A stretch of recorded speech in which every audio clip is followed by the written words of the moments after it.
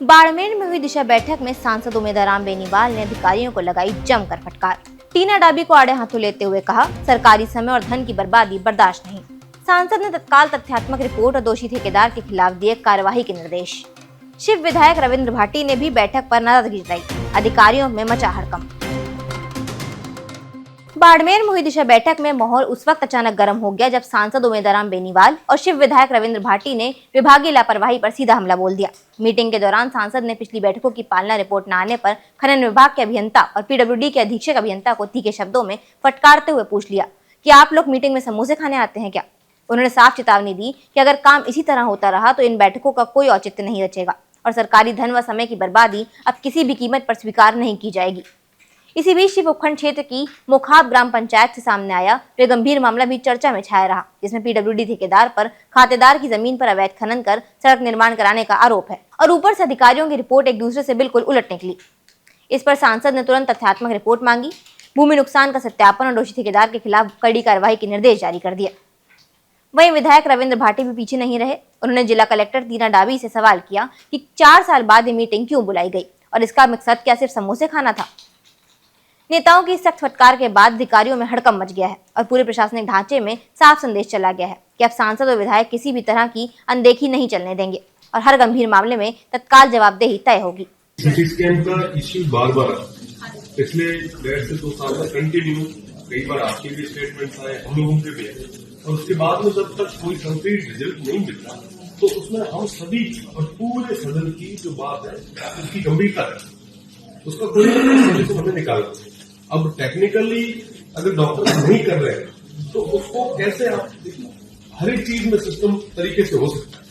आप उनको positively pursue करें कि ये रिजल्ट जो है जो वो रिपोर्ट जो है वो पॉजिटिव है।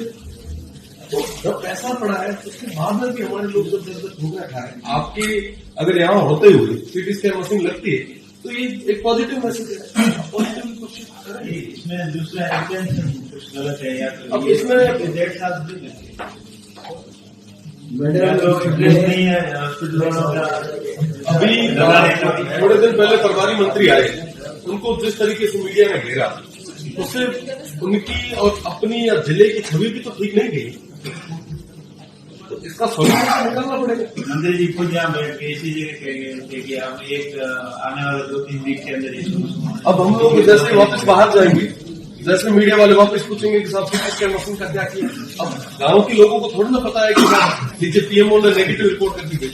सोल्यूशन क्या? और ये एक दिन का नहीं है, 2 साल से हो रहा है। हर मीटिंग में इसी बात पे चर्चा होती है, हर मीटिंग में इसी बात पे चर्चा होती है। आपने भी कमिटमेंट दिया था कि मैं टेंडर करा था जिला पद में एक बार मीटिंग। आप वित्तीय स्थिति में आप नहीं करा पाए, लेकिन कोई भी मतलब ये एमएलए विराजमान सरकार से बात कर सकते हैं।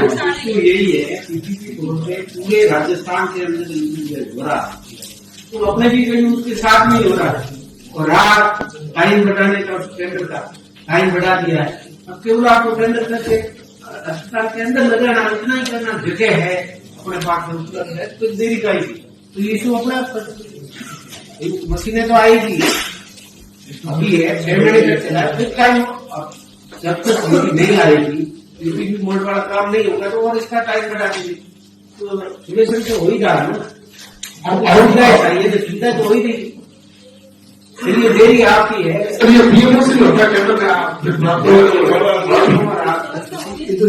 देखो पीएमओ, सीएमओ, कलेक्टर, विधायक, जिला प्रमुख, जो अधिकारी बैठा पड़ेगा बाहर में डालो उसके पास